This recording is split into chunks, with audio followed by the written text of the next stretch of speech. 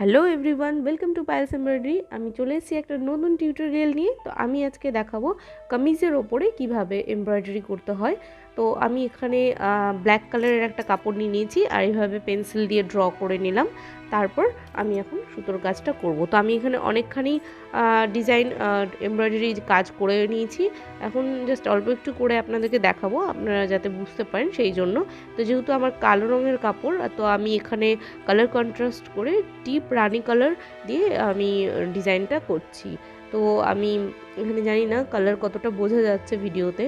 আমি এখানে deep colour use করেছি, কালারটা খুবই ফুটছে। তো আমি এখানে স্টেম স্টিচ ইউজ করছি, আর যেই লম্বা লম্বা লাইনগুলো আমি ড্র করেছি সেগুলো আগে ফিল করে নেব আমি সুতোর কাজ করে।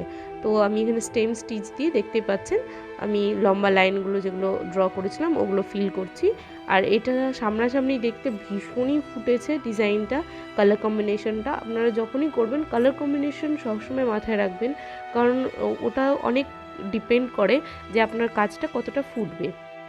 তো আমি প্রথমেই যেটা করছি, যে লাইনগুলো আমি ড্র করেছিলাম সেইগুলো আমি স্টেম স্টিচ দিয়ে ফিল করে নিচ্ছি। তো ফিল করার পর দেখুন এখন ডিজাইনটা অনেকটাই বোঝা যাচ্ছে আর কত সুন্দর লাগছে অলরেডি জিনিসটা। তো এখন আমি দেখাবো মাঝখানের ডিজাইনগুলো আমি কিভাবে তুলেছি।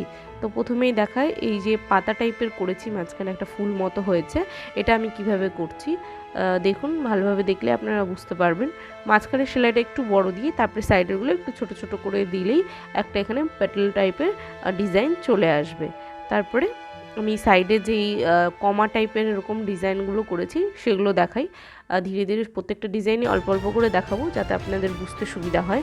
তো আমার এই কাজগুলো কেমন লাগছে অবশ্যই কমেন্ট করবেন। আপনাদের কমেন্ট সবসময় আমাকে উৎসাহিত করে আরও এরকম ভিডিও দেওয়ার জন্য।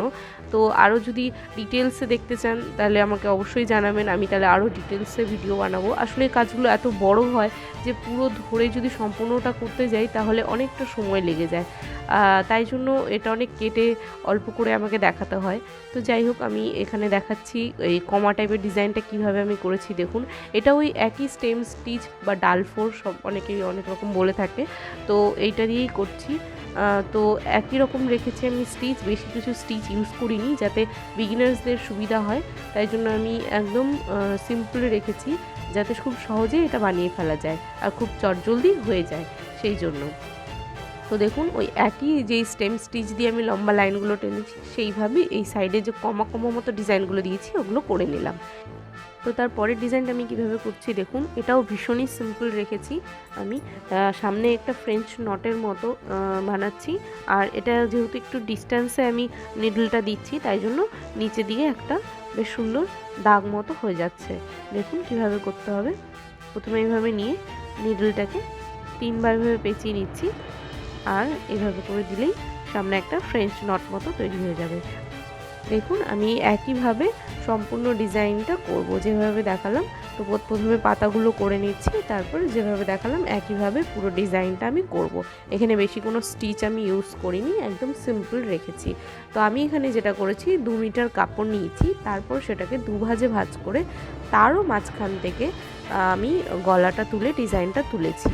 তো আপনারা যদি চান আপনারা এভাবেও করতে পারেন, আর না হলে প্লেন কাপড় কিনে সেটা আপনারা কামিজ বানিয়ে কুর্তি বানিয়ে তারপরেও ডিজাইনটা করতে পারেন, তাহলে ভুল হওয়ার কোনো সম্ভাবনা থাকে না, ডিজাইনটা আপনার মাঝ বরাবরই থাকবে। আর না হলে পুরোপুরি ভাঁজ করে নিয়ে 4 ভাঁজ করে নিয়ে একদম মাঝখান থেকে ডিজাইনটা তুলবেন, তাহলে যখন বানাবেন কামিজটা কাপড় কোথাও কম বেশি হবে না। একইভাবে আমি কামিজের নিচের দিকটাতে একটা পাড় মতো বানাবো যাতে জিনিসটা দেখতে আরও সুন্দর লাগে, ফাঁকা ফাঁকা না লাগে।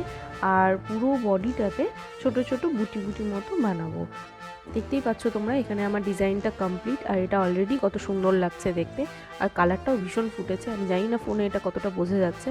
তো এটা রেডি হওয়ার পর কিছুটা এরকম লাগছিল, আমার কাছে মিডিলটা ফাঁকা লাগছিল, তাই জন্য আমি এই মিডিল পোর্শনটাতে কিছুটা বোতামের মতো ছোট ছোট বুটি এখানে আমি দিয়ে নিলাম। সেটা রেকর্ডিংটা দেখানো হলো না। তো দেওয়ার পর ফাইনাল লুকটা কিছুটা এরকম লাগছিল। আর নিচের দিকেও কিছু বর্ডার লাইন করেছি, আর অল ওভার বডিতে এরকম ছোট ছোট বুটি দিয়েছি। যখন আমি ফাইনাল কুর্তিটা বানাবো তখন এটা আমি তোমাদের সঙ্গে শেয়ার করবো। আজকের ভিডিও এতটাই, আবার চলে আসবো এরকমই কোনো নতুন ভিডিও নিয়ে। বাই।